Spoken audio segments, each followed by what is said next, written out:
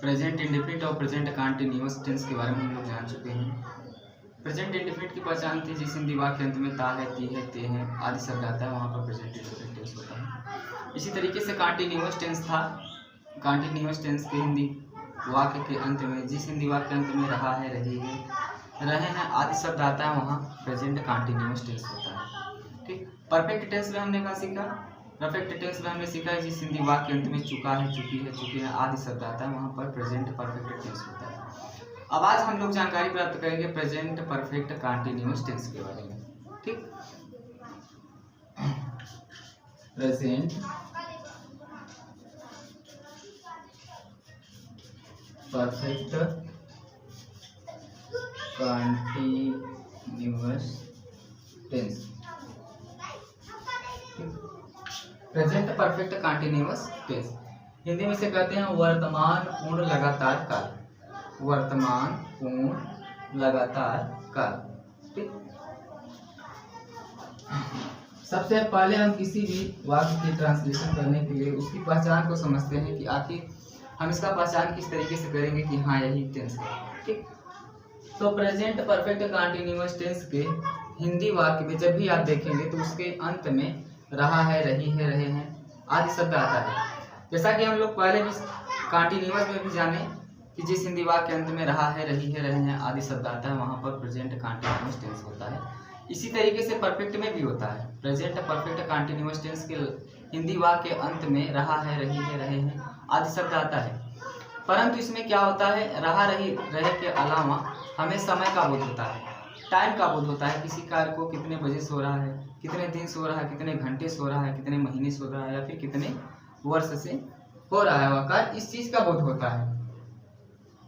तो पहचान इसका भी वही रहेगा जिस हिंदी वाक्य अंत में रहा है,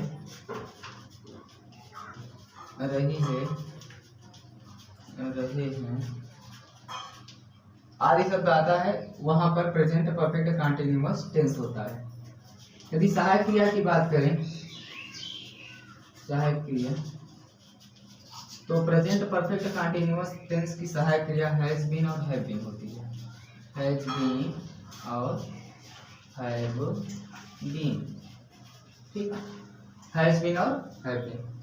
एक वचनकर्ता के साथ हैज बीन का प्रयोग करेंगे, बहुवचनकर्ता के साथ हैव बीन का प्रयोग करेंगे। ठीक। और यह भी जो होता है मुख्य क्रिया का आईएनजी फॉर्म यूज करेंगे। ठीक। या फिर हम यह कर सकते हैं कि हम यह भी लिखने के बाद उसमें आईएनजी लास्ट में लगा देंगे। ठीक। अब हम सूत्र की बात करें, सूत्र, तो सबसे पहले हम क्या रखेंगे, सब्जेक्ट रखेंगे। उसके बाद हैज बीन या हैव बीन दो में से किसी एक को रखेंगे, हैज बीन या फिर हैव बीन दो में से किसी एक को रखेंगे। उसके पश्चात हमें एम भी रखना है, मुख्य क्रिया, वो भी आईएनजी वाला फॉर्म। ठीक। प्लस ऑब्जेक्ट रहेगा तो ऑब्जेक्ट रखेंगे, ऑब्जेक्ट रखेंगे और अदर चीजें लिख देंगे। यहाँ पर हमने पहले बताया कि यहाँ पर टाइम का बोध होता है। तो टाइम के लिए यहाँ पर आने वाले समय के लिए हम दो वर्ड का प्रयोग करेंगे, दो वर्ड। ठीक। पहला होता है समय के लिए बोध होने वाला वर्ड फॉर, और दूसरा जो होता है वो होता है सिंस। इन दो वर्ड में से किसी एक का प्रयोग करेंगे, वह समय बताएगा कि हाँ कैसा है समय। यदि समय निश्चितता का बोध होता है, ठीक, यदि समय निश्चित होगा, जैसे निश्चित समय के लिए उदाहरण के जैसे कहा जाए कि कोई व्यक्ति सोमवार से कार्य कर रहा है, तो ये क्या है कि समय निश्चित है। जैसे कहा जाए कोई व्यक्ति 1 बजे से पढ़ रहा है, तो यह भी समय क्या है, डेफिनेट है, निश्चित है। कहा जाए कोई व्यक्ति 2012 से कोई कार्य कर रहा है, तो इसमें क्या हो रहा है कि हमें समय का निश्चितता पता चल रहा है कि हाँ इतने समय से हो रहा है। परंतु यदि हम इसी चीज को इस तरीके से कहें कि कोई व्यक्ति 2 घंटे से कार्य कर रहा है, तो 2 घंटे में पता नहीं कौन सा 2 घंटे, निश्चित तो है नहीं। हाँ यही चीज है, बोला जाए कि वह 2 बजे से कार्य कर रहा है, तो समय क्या होता है, वह निश्चित हो जाता है कि हाँ इतने टाइम से कार्य हो रहा है।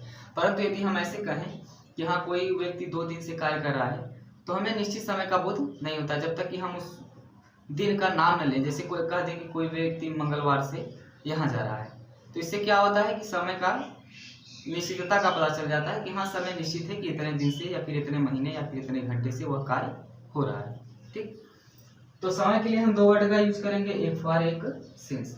यदि समय निश्चित होगा तो हम सिंस का प्रयोग करेंगे और समय अनिश्चित होगा तो हम फॉर का प्रयोग करेंगे। आइए एक उदाहरण के माध्यम से समझते हैं हम।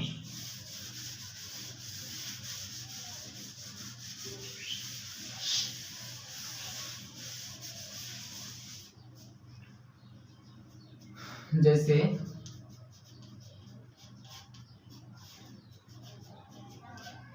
मैं 2 घंटे से नाच रहा हूँ। ठीक, यहाँ 3 बजे से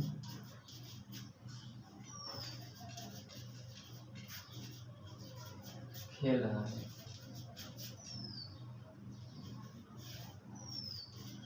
तुम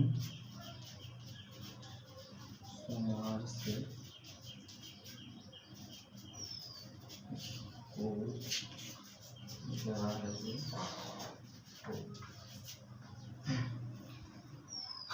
इन उदाहरणों को देखिए। मैं 2 घंटे से नाच रहा हूँ, वह 3 बजे से खेल रहा है, तुम सोमवार से स्कूल जा रहे हो। इन सभी हिंदी वाक्य के अंत में क्या आ रहा है? रहा है, रही है, रहे हैं, यही सब आ रहे हैं ना। परंतु इसमें हम पहले देखेंगे तो यहाँ पर समय का बोध रहा है कि मैं 2 घंटे से नाच रहा हूँ। समय का बोध रहा है कि हाँ 2 घंटे से वह कार्य हो रहा है। इसी तरीके से दूसरा वाला वह 3 बजे से खेल रहा है, तो इसमें भी समय का बोध रहा है कि 3 बजे से। टाइम दिया हुआ है, तो जिसमें समय का बोध होता है वह प्रेजेंट परफेक्ट कंटीन्यूअस टेंस होता है। तुम सोमवार से स्कूल जा रहे हो, इसमें भी समय का बोध हो रहा है कि वह सोमवार से कार्य कर रहा है, स्कूल जाने का कार्य कर रहा है। अब हम बात करते हैं कि इन सभी वाक्यों का हम ट्रांसलेशन इंग्लिश में किस तरीके से करेंगे। ठीक, तो सबसे पहले हमें क्या लिखना है? सब्जेक्ट में का मीन्स होता है आई। अब हमें 2 सहायक क्रिया है हमारे पास, एक है हैज बीन, एक है हैव बीन। अब हम हैज बीन या हैव बीन में से 2 में से किसी एक का यूज करेंगे, वो हमें सब्जेक्ट बताएगा। यदि सब्जेक्ट एक वचन का है तो हम हैज बीन का प्रयोग करेंगे, यदि सब्जेक्ट बहुवचन का है तो हम हैव बीन का प्रयोग करेंगे। ठीक, तो आई क्या है? बहुवचन है, बहुवचन के साथ हम क्या करेंगे? हैव बीन का प्रयोग। तो आई हैव बीन। अब हमें क्या लिखना है? एमबी। एमबी इसमें कौन सा है? नाचना। नाचना का मीन्स होता है dance means. I have been dancing. Dancing चूंकि हमें एमबी का आईएनजी वाला फॉर्म लिखना है, तो आई हैव बीन डांसिंग। इतने का ट्रांसलेशन हो गया, मैं नाच रहा हूँ। अब हमें समय देना है 2 घंटे से। चलिए हम इस पे बात करते हैं 2 घंटे से। तो 2 घंटा कोई निश्चित समय है नहीं, 2 घंटा पता नहीं कौन सा 2 घंटा, लेकिन यहीं पर होता कि 2 बजे से नाच रहा हूँ, तो वो टाइम क्या होता? निश्चित हो जाता। परंतु 2 घंटे का बात किया जा रहा है तो समय निश्चित नहीं है। अब हम समय के लिए 2 शब्द का यूज करेंगे, या तो फॉर लगाएंगे या तो सिंस लगाएंगे। ठीक, तो यहाँ पर समय क्या है? निश्चित दिखाई दे रहा है, समय निश्चित नहीं है। तो समय निश्चित नहीं होगा तो हम किसका यूज करेंगे? फॉर का। I have been dancing for 2 घंटे, 2 आवर्स। ठीक, मैं 2 घंटे से नाच रहा हूँ। I have been dancing for 2 hours. ठीक, हम घंटे के लिए आवर्स का यूज करते हैं और बजे के लिए ओ क्लॉक का यूज करते हैं। घंटे के लिए आवर का यूज करते हैं, बजे के लिए ओ क्लॉक का यूज करते हैं। ठीक, आइए हम दूसरा वाला एग्जांपल देखते हैं। वह 3 बजे से खेल रहा है, ही। अब हम अपने सब्जेक्ट के अनुसार सहायक क्रिया को लिखेंगे, तो ही क्या है? एक वचन है। एक वचन के साथ हम किसका यूज करेंगे? Has been. He has been. खेलना का मीन्स होता है प्ले, तो प्ले का ING form playing. He has been playing, वह खेल रहा है। कब से? 3 बजे से। अब ये वाला समय देखिए, ये 3 बजे से, इसमें क्या होता है? घड़ी का टाइम निश्चित होता है कि 3 बजता है। अगर 3 घंटे होता तो समय क्या होता? अनिश्चित होता, लेकिन 3 बजे क्या है? निश्चित समय है। ठीक, तो निश्चित समय के लिए हम सिंस या फॉर 2 में से किसी एक का यूज करेंगे। तो निश्चित समय के लिए हम किसका यूज करेंगे? सिंस का। ठीक, तो he has been playing since 3 बजे से, बजे के लिए हम किसका यूज करेंगे, ओ क्लॉक, सिंस 3 ओ क्लॉक, सिंस 3 ओ क्लॉक। ठीक, ही हैज बीन प्लेइंग, वह खेल रहा है, सिंस 3 ओ क्लॉक, 3 बजे से। अब तीसरा वाला एग्जांपल देखते हैं। तुम सोमवार से स्कूल जा रहे हो। सबसे पहले हमें डिसाइड करना होता है कि समय निश्चित है कि नहीं। तो सोमवार कर दिया गया है तो यह समय क्या है, निश्चित हो गया। यदि यह कर दिया जाता कि वह 2-3 से जा रहा है तो समय क्या होता, निश्चित नहीं होता। परंतु सोमवार का नाम ले लिया गया है तो इससे पता चल रहा है कि समय जो है वह निश्चित है कि हाँ वह सोमवार से ही स्कूल जा रहा है। तो सबसे पहले हम क्या लिखेंगे, सब्जेक्ट यू, तुम सोमवार से स्कूल जा रहे हो, यू। अब हम क्या करेंगे, use have been, you have been, जाने के लिए क्या लिखेंगे, going, you have been going, कहाँ जा रहा है, school, to school, you have been going to school, तुम स्कूल जा रहे हो, कब से, सोमवार से।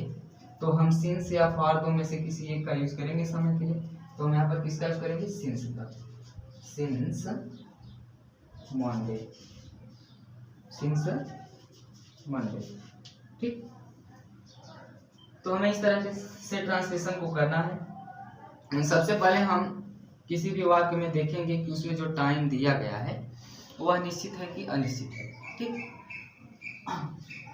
यदि निश्चित समय होगा तो हम सिंस का प्रयोग करेंगे, यदि समय निश्चित नहीं होगा तो हम फॉर का यूज करेंगे। ठीक, यदि घंटा आ गया समय में 2 घंटे, 3 घंटे, 4 घंटे, 5 घंटे, तो हम 2 आवर्स, 3 आवर्स, 4 आवर्स, 5 आवर्स, जितना भी होगा उतना लिखते चलेगा। यदि बजे आएगा तो हम उसके लिए किसका यूज करेंगे, ओ क्लॉक का।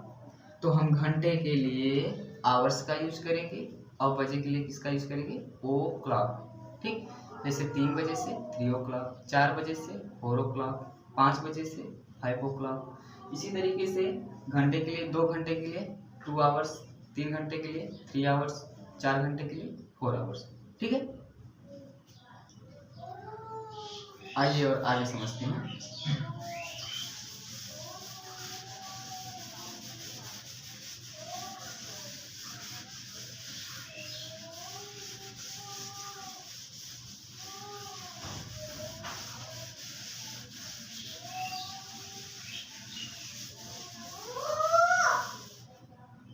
अब हम इसके निगेटिव के बारे में बात करते हैं कि इसका निगेटिव किस तरीके से हम बनाएंगे। ये तो अफर्मेटिव सेंटेंस था, इसी तरीके से निगेटिव का भी निर्माण करेंगे। निगेटिव बनाने के लिए सबसे पहले हमें क्या रखना होगा, सब्जेक्ट रखना होगा, फिर हैज बीन या हैव बीन में से किसी एक को लिखना होगा। उसी बीन के बीच में हमें नॉट लगा देना, जैसे हैज नॉट बीन या फिर हैव नॉट बीन। ठीक,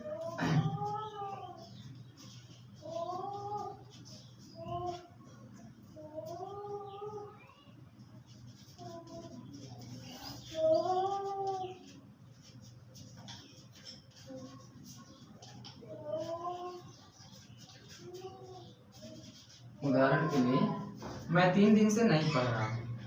ठीक, एक ऐसा वाक्य निगेटिव है। ठीक, मैं 3 दिन से नहीं पढ़ रहा हूँ। इसका ट्रांसलेशन बनाने के लिए आई, ठीक, पहले सब्जेक्ट रखेंगे। अब हमें 2 चीज में से किसी एक का यूज करना है, या तो हैव बीन या तो हैज बीन। ठीक, तो आई में क्या है, बहुवचन है, तो हम इसके साथ किसका यूज करेंगे, हैव बीन का। ठीक, तो आई हैव, अब हमें हैव या हैज के बाद ही नॉट लगा देना है, उसके बाद हम बीन लगाएंगे। ठीक, आई हैव नॉट बीन,